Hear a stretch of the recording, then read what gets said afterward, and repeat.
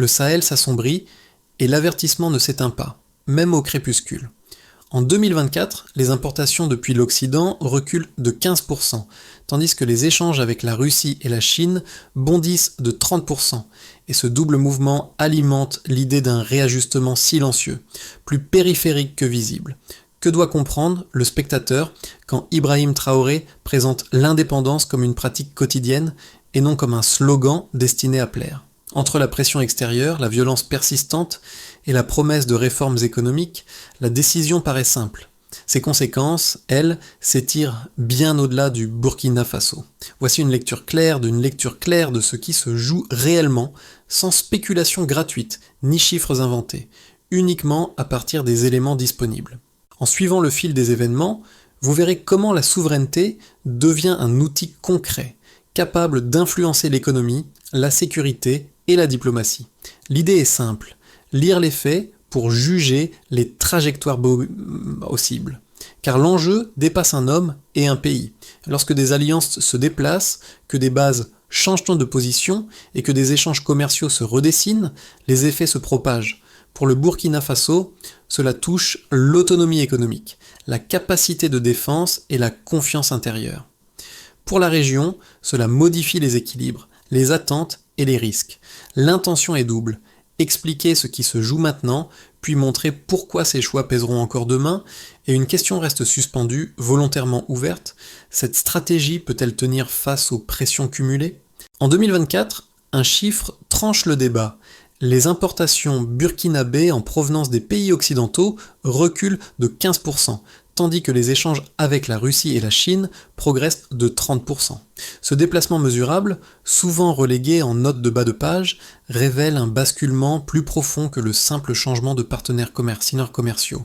Il indique une réorganisation des dépendances, pensée comme un levier politique autant qu'économique. Lorsque Ibrahim Traoré arrive au pouvoir, le contexte régional est déjà saturé de récits contradictoires. D'un côté, le discours officiel occidental évoque la lutte contre le terrorisme et la stabilisation du Sahel.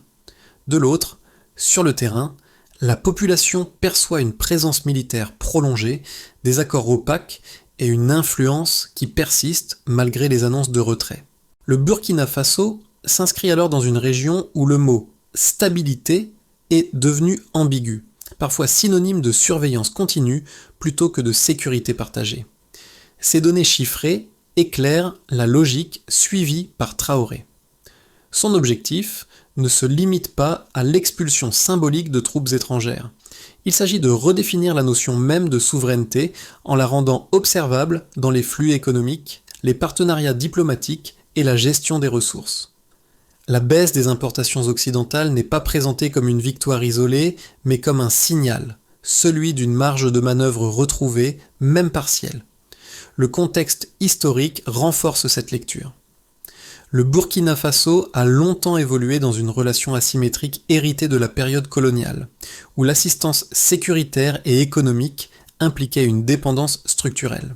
En rompant avec ce modèle, Traoré s'inscrit dans une dynamique régionale plus large, partagée avec d'autres pays du Sahel, qui questionnent ouvertement l'ordre établi. Cette orientation suscite des réactions contrastées, espoir de dignité retrouvé pour certains, inquiétude géopolitique pour d'autres. Ainsi, la souveraineté évoquée par Ibrahim Traoré ne se résume pas à un discours. Elle se manifeste dans des choix concrets, mesurables, qui redessinent lentement mais clairement la trajectoire du Burkina Faso. Pour comprendre les premiers effets de cette orientation, il faut quitter les déclarations officielles et suivre un fil plus humain. Ibrahim Traoré apparaît ici moins comme un symbole abstrait que comme un point de convergence entre décisions politiques et attentes populaires. Son rôle de repère narratif permet de lire les changements à travers des situations concrètes, observables dès les premiers mois. D'abord, l'impact se manifeste dans la perception intérieure. L'expulsion des troupes françaises, largement commentée à l'international, a été vécue localement comme un signal de rupture. Dans les villes comme dans les zones rurales, ce geste a cristallisé un sentiment de reprise de contrôle, même si ses effets matériels restaient encore limités. L'important à ce stade n'était pas le résultat immédiat, mais la direction affichée. Ensuite, l'impact touche l'organisation économique naissante. Des entreprises locales, notamment dans la construction et l'agriculture, commencent à occuper des espaces auparavant dominés par des acteurs étrangers.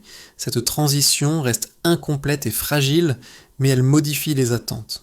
Là où l'on anticipait une dépendance prolongée, apparaît désormais l'idée d'une capacité interne à se structurer avec l'appui de politiques publiques ciblées. Traoré sert aussi de repère narratif pour comprendre les tensions précoces. La montée de la violence armée dans certaines régions rappelle que la souveraineté proclamée ne neutralise pas automatiquement les menaces sécuritaires. Ce contraste entre ambition politique et contraintes opérationnelles devient central dans la lecture des événements. L'impact précoce peut donc se résumer simplement un changement de cap perceptible, encore instable, mais suffisamment clair pour transformer la manière dont le Burkina Faso se projette. L'essentiel est immédiat. Une décision politique peut réorienter les attentes collectives avant même d'en produire tous les effets. Tout commence par une décision nette. Dès son arrivée, Ibrahim Traoré annonce la fin de la présence militaire française sur le sol burkinabé. Le geste est rapide, lisible et volontairement public. Il marque une rupture avec des décennies de coopération sécuritaire présentées comme indispensables. Dans les jours qui suivent, le message est relayé à l'intérieur du pays comme à l'extérieur. Le Burkina Faso entend reprendre la maîtrise de ses choix stratégiques, même si le coût immédiat reste incertain. La tension monte lorsque cette décision symbolique se transforme en série d'actions coordonnées. Les accords militaires sont révisés, les partenariats diplomatiques réorientés et les discours officiels recentrés sur la souveraineté. À ce stade, l'événement dépasse la seule relation avec la France. Il touche l'Union européenne, les États-Unis et l'ensemble des acteurs présents au Sahel. Le retrait annoncé est interprété par certains comme une perte d'influence, par d'autres comme un simple déplacement des moyens vers les frontières régionales. Cette ambiguïté nourrit la tension centrale. S'agit-il d'un véritable désengagement ou d'un redéploiement discret? Pour Traoré, la réponse se situe dans la continuité. Il insiste sur le fait que la souveraineté ne peut être partielle. Refuser la présence directe tout en acceptant une dépendance indirecte serait contradictoire. C'est dans ce contexte que s'accélère le rapprochement avec de nouveaux partenaires, notamment la Russie et la Chine. Ces alliances ne sont pas présentées comme idéologiques, mais comme fonctionnelles. Elles visent à combler les vides sécuritaires, économiques et diplomatiques laissés par la rupture avec les partenaires traditionnels. Les répliques apparaissent rapidement. Sur le plan international, les réactions oscillent entre prudence et inquiétude. Certains gouvernements occidentaux expriment des réserves sur la stabilité régionale, tandis que des institutions financières réévaluent leurs engagements. À l'intérieur du pays, la population observe les effets concrets. Le soutien populaire initial reste fort, nourri par le sentiment de dignité retrouvée, mais il s'accompagne aussi d'attentes élevées en matière de sécurité et d'amélioration des conditions de vie. Le terrain sécuritaire rappelle cependant les limites de la manœuvre. Les groupes armés continuent d'exploiter les zones fragiles, testant la capacité de l'État à assurer une protection efficace sans appui occidental direct. Cette pression agit comme un révélateur. La souveraineté proclamée doit désormais se traduire en résultats opérationnels. C'est ici que la ligne des événements se tend, car chaque succès ou échec devient un argument dans le débat national et international. Ainsi, la trajectoire apparaît claire mais risquée. Ibrahim Traoré a enclenché un mouvement difficile à inverser, où chaque étape renforce l'engagement pris. Le point de bascule est atteint. La question n'est plus de savoir si le cap a changé, mais si le pays dispose des ressources nécessaires pour soutenir ce choix dans la durée. Au point de départ, le Burkina Faso dépend fortement de partenaires occidentaux pour ses importations stratégiques et ses flux financiers. Puis la variation apparaît clairement. En 2024, la part des importations en provenance de pays occidentaux recule de 15%, tandis que les échanges avec la Russie et la Chine augmentent de 30%. Cette bascule n'est pas anecdotique.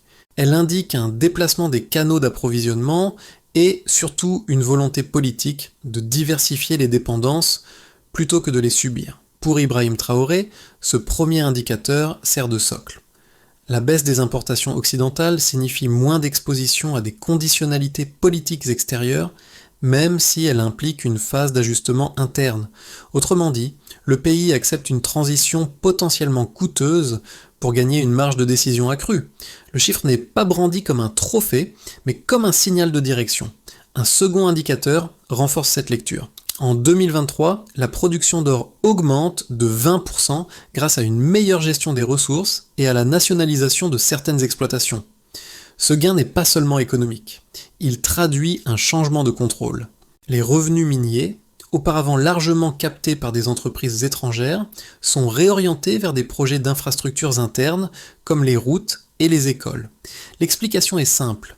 Reprendre la main sur les ressources permet de financer des priorités nationales sans dépendre exclusivement de l'aide internationale. Le troisième indicateur concerne le tissu économique local. En 2024, le nombre d'entreprises burkinabées actives dans le secteur de la construction progresse de 25%, soutenu par des politiques favorisant l'investissement local. Cette variation montre que la souveraineté ne se joue pas uniquement à l'échelle des États, mais aussi dans la capacité des acteurs nationaux à occuper l'espace économique. Plus d'entreprises locales signifie davantage d'emplois, mais aussi une résilience accrue face aux chocs extérieurs. Ces trois chiffres, pris ensemble, dessinent une trajectoire cohérente. Ils ne garantissent pas le succès à long terme, mais ils attestent d'un mouvement réel. La stratégie de Traoré s'appuie sur l'idée que la souveraineté doit être mesurable pour être crédible. Sans indicateur tangible, le discours resterait symbolique. Cependant, ces preuves quantitatives ont leurs limites. Elles ne disent rien à elles seules de la capacité du pays à contenir l'insécurité persistante ou à maintenir la confiance des investisseurs sur la durée. Elles montrent un déplacement, pas encore une stabilisation. C'est précisément cette zone grise qui alimente le débat. Les variations observées sont-elles le début d'un cycle vertueux ou une phase transitoire exposée à des revers ? À ce stade, la réponse reste ouverte. Mais une chose est acquise. Sous Ibrahim Traoré, la souveraineté du Burkina Faso ne se revendique plus uniquement par des mots. Elle se lit désormais dans des variations chiffrées, modestes mais significatives, qui traduisent un changement de cap assumé. Une critique revient souvent. Elle s'appuie sur un argument de sécurité. Selon ses défenseurs, la rupture avec les partenaires occidentaux fragilise un pays déjà exposé à la violence armée. Les opérations militaires menées par la France et ses alliés sont présentées comme un rempart imparfait mais nécessaire contre les groupes islamistes. En s'en éloignant, le Burkina Faso risquerait de créer un vide sécuritaire que ses forces nationales ne seraient pas encore en mesure de combler. Cette lecture insiste sur le court terme. Sans soutien extérieur massif, la capacité de réaction resterait limitée. Une autre critique est souvent avancée. Elle est géopolitique. Elle affirme que le réalignement vers la Russie et la Chine pourrait isoler le pays sur la scène internationale. Les institutions financières, les investisseurs occidentaux et certains partenaires régionaux pourraient réduire leur engagement. À terme, cette dynamique serait susceptible de freiner la croissance, d'augmenter la pression diplomatique et d'exposer le Burkina Faso à des sanctions indirectes. Pour ces analystes, la souveraineté affichée aurait un coût supérieur aux bénéfices attendus. Ces deux critiques méritent d'être prises au sérieux. Elles s'appuient sur des précédents régionaux et sur des risques bien réels. La réponse de Traoré, cependant, repose sur un raisonnement différent. Il ne nie pas les contraintes sécuritaires ni les tensions diplomatiques. Il affirme que la dépendance prolongée aux dispositifs occidentaux n'a pas produit la stabilité promise. Autrement dit, continuer sur la même voie aurait probablement reconduit les mêmes vulnérabilités. Les données économiques évoquées plus haut apportent un élément de contre-argumentation. La diversification des échanges et la reprise de contrôle sur certaines ressources montrent que le pays n'est pas entré dans une paralysie immédiate. Sur le plan sécuritaire, l'enjeu devient celui de la montée en capacité interne plutôt que de la délégation permanente. Ce choix comporte des risques, mais il s'inscrit dans une logique de long terme. L'idée centrale est donc la suivante. La stratégie actuelle ne prétend pas offrir une solution rapide, mais une alternative structurelle. Le débat n'oppose pas stabilité contre chaos, mais dépendance prolongée contre autonomie progressive.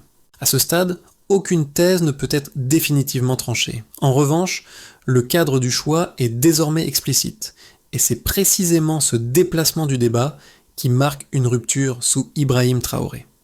Jusqu'ici, le débat semblait opposer rupture et continuité, retrait et présence, dépendance et autonomie. Puis apparaît une lecture plus fine. Le cœur de la stratégie n'est pas uniquement militaire ou diplomatique, mais organisationnel. Ibrahim Traoré recentre l'État autour de sa capacité à décider, coordonner et exécuter sans médiation permanente. Ce déplacement du cadre explique pourquoi certaines décisions paraissent abruptes vues de l'extérieur, mais cohérentes vues de l'intérieur. À ce stade, la souveraineté cesse d'être un affrontement frontal avec l'Occident. Elle devient une méthode.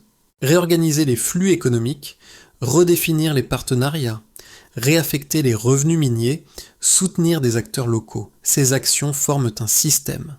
Chacune, prise isolément, peut sembler limitée. Ensemble, elles modifient la manière dont le pouvoir circule et se matérialise. Cela éclaire aussi une ambiguïté souvent mal comprise.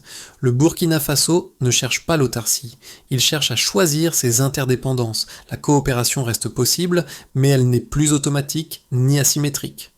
Cette nuance change la lecture des événements. L'expulsion de troupes, la diversification des alliances et les réformes économiques apparaissent comme des pièces d'un même ensemble, et non comme des gestes dispersés.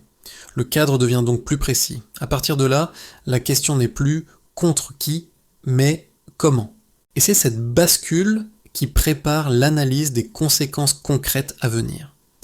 Les décisions prises au sommet produisent désormais des effets concrets, visibles selon des lignes de fracture précises. Pour l'État burkinabé, la première conséquence concerne la marge de manœuvre budgétaire et politique. La reprise partielle du contrôle des ressources minières, combinée à la diversification des partenaires commerciaux, offre une capacité accrue d'arbitrage. Sous Ibrahim Traoré, l'État peut orienter davantage de revenus vers des priorités internes, même si cette autonomie reste fragile face aux pressions sécuritaires et diplomatiques. Pour les entreprises locales, le changement est plus contrasté. Dans certains secteurs, notamment la construction et l'agriculture, l'augmentation de 25% du nombre d'entreprises nationales en 2024 traduit une ouverture d'opportunités. Des marchés auparavant dominés par des acteurs étrangers deviennent accessibles. Cependant, cette dynamique s'accompagne de défis. Accès au financement, montée en compétences et exposition accrue aux risques sécuritaires. La souveraineté économique crée de l'espace, mais elle exige aussi une capacité d'adaptation rapide. Du côté des citoyens, les effets sont à la fois symboliques et matériels. Le soutien populaire à Traoré s'explique en grande partie par le sentiment de dignité retrouvé. La perception d'un État qui décide par lui-même renforce la confiance collective. Sur le plan concret, les retombées apparaissent dans l'emploi local, les infrastructures financées par les revenus miniers et la stabilisation progressive de certains prix agricoles grâce à la modernisation des pratiques. Ces bénéfices restent inégaux selon les régions, notamment là où l'insécurité persiste. À l'échelle régionale, enfin, le Burkina Faso agit comme un signal. Les pays voisins observent attentivement cette trajectoire. Pour certains gouvernements du Sahel, l'exemple burkinabé ouvre la possibilité d'une réévaluation des relations avec les puissances occidentales. Pour d'autres, il sert d'avertissement sur les risques d'isolement et de tensions accrues. Cette ambivalence régionale renforce le rôle du pays comme laboratoire politique, où chaque avancée ou revers est scruté. Ces conséquences pratiques répondent aux questionnements précédents. Le choix de Traoré n'est ni abstrait, ni immédiat dans ses effets. Il redistribue les contraintes et les opportunités entre l'État, les entreprises, les citoyens et la région. Le bilan provisoire montre une transformation réelle mais incomplète, où les gains de souveraineté s'accompagnent de responsabilités nouvelles. La question clé devient alors celle de la soutenabilité. Ces effets différenciés peuvent-ils converger vers une stabilité durable ou risquent-ils de créer de nouvelles fractures à moyen terme ? La trajectoire la plus probable prolonge ce qui est déjà engagé sans rupture majeure. Le Burkina Faso consolide ses partenariats non occidentaux, maintient la diversification de ses échanges et poursuit la réorganisation interne de l'État. Les réformes économiques continuent à produire des gains graduels, tandis que la situation sécuritaire reste tendue mais contenue. Dans ce cadre, la souveraineté progresse par ajustements successifs, sans victoire spectaculaire ni effondrement. Le risque principal demeure l'usure. Une transition lente peut éroder le soutien populaire si les bénéfices perçus tardent à s'élargir. Une trajectoire plus favorable suppose une convergence heureuse de plusieurs facteurs. Les nouvelles alliances économiques attirent des investissements ciblés dans les infrastructures et l'énergie, améliorant la capacité productive du pays. La montée en compétence des forces nationales permet de réduire la pression des groupes armés dans certaines zones clés, créant un cercle vertueux entre sécurité et activité économique. Le Burkina Faso devient alors une référence régionale en matière de redéfinition souveraine, non par l'isolement, mais par la capacité à choisir ses interdépendances. Cette trajectoire renforcerait la légitimité politique interne et offrirait un espace de négociation plus équilibré à l'international. Une trajectoire plus sombre repose au contraire sur une accumulation de chocs. L'isolement diplomatique s'accentue, certains partenaires se retirent et les flux d'investissement ralentissent. La pression sécuritaire augmente, absorbant des ressources déjà limitées et freinant les projets économiques. Dans ce contexte, les gains de souveraineté deviennent difficiles à défendre face aux coûts immédiats supportés par la population.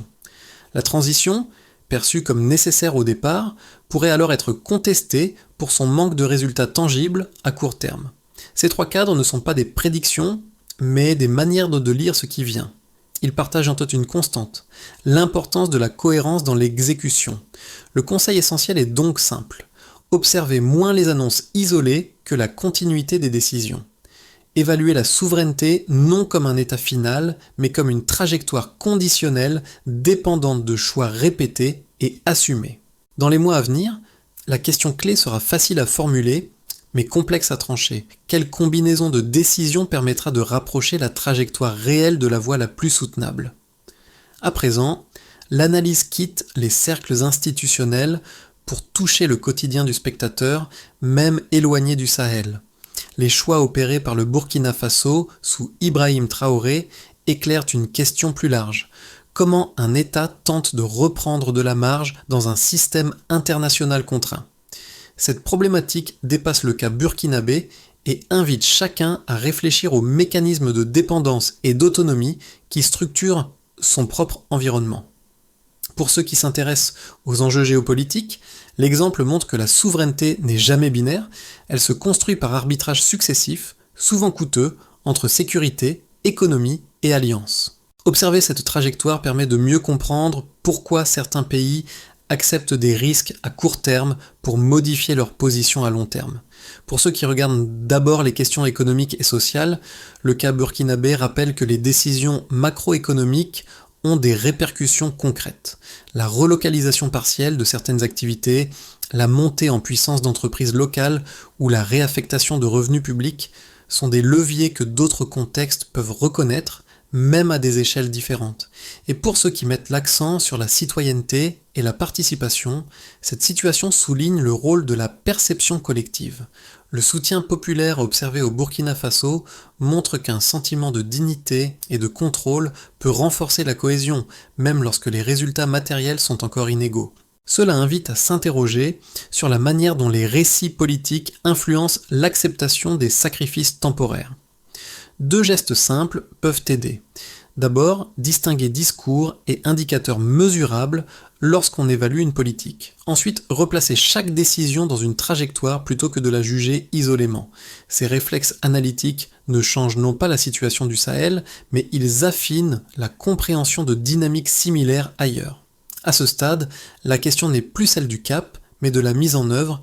On peut lire la feuille de route suivie par le Burkina Faso sous Ibrahim Traoré, peut se lire en plusieurs étapes distinctes, chacune conditionnant la suivante. D'abord, elle consiste à renforcer la capacité décisionnelle de l'État. Cela implique une centralisation temporaire des choix stratégiques, afin d'éviter la dispersion et les contradictions dans un contexte de pression sécuritaire élevée. Sans cette cohérence initiale, les réformes perdraient leur lisibilité. Puis, l'étape suivante porte sur les moyens. La reprise de contrôle des ressources minières et la diversification des partenariats économiques servent ici de levier financier. L'objectif n'est pas l'abondance immédiate, mais la prévisibilité. Disposer de revenus plus stables permet de planifier des investissements dans les infrastructures, l'énergie et la formation sans dépendre exclusivement de financements conditionnés. Ensuite vient l'étape de la sécurité, qui concerne la sécurité, point le plus sensible.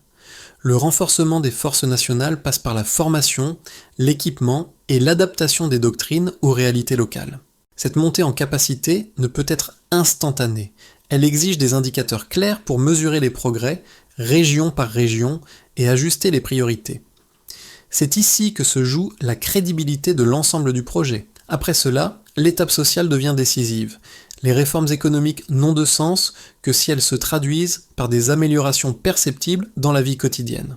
Soutenir l'emploi local, stabiliser les prix agricoles et investir dans l'éducation permet de consolider l'adhésion populaire, indispensable à la durée. Enfin, l'étape diplomatique complète l'ensemble. Choisir ses alliances, sans rompre tout dialogue, vise à maintenir des canaux ouverts tout en évitant la dépendance. La feuille de route n'est donc pas linéaire, mais itérative.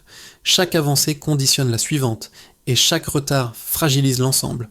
C'est dans cette articulation, plus que dans les annonces, que se joue la réussite ou l'échec de la trajectoire engagée. Revenir au point de départ permet de mesurer le chemin parcouru. Au début, il y avait un geste fort, perçu comme une rupture brutale.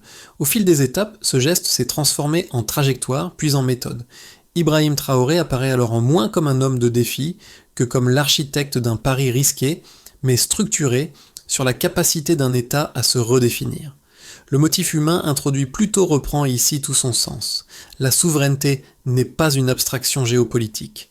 Elle se lie dans les attentes d'une population, dans la patience exigée par les transitions et dans la tension permanente entre espoir et incertitude. Pour beaucoup de Burkinabés, le changement engagé ne garantit pas une amélioration immédiate, mais il redonne une direction, et parfois cela suffit à maintenir l'élan collectif. Cette conclusion émotionnelle ne ferme pas le débat. Elle rappelle simplement que les choix politiques prennent corps dans le temps long. Chaque décision ouvre un espace, mais crée aussi de nouvelles contraintes. Le pari de Traoré repose sur une idée simple: accepter les difficultés présentes pour éviter une dépendance perpétuelle. La phrase qui s'impose alors comme un point d'ancrage est claire et sans emphase inutile. La souveraineté n'est pas un instant, mais un processus.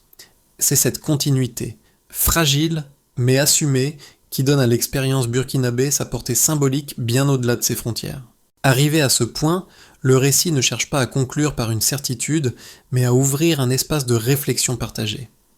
Le cas du Burkina Faso, sous Ibrahim Traoré, agit comme un miroir tendu à d'autres sociétés confrontées à des rapports de force asymétriques.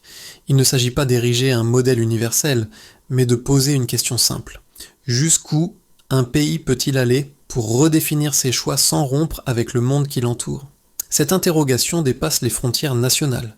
Elle touche à la manière dont les États, mais aussi les citoyens, évaluent le prix de l'autonomie face aux bénéfices de la dépendance.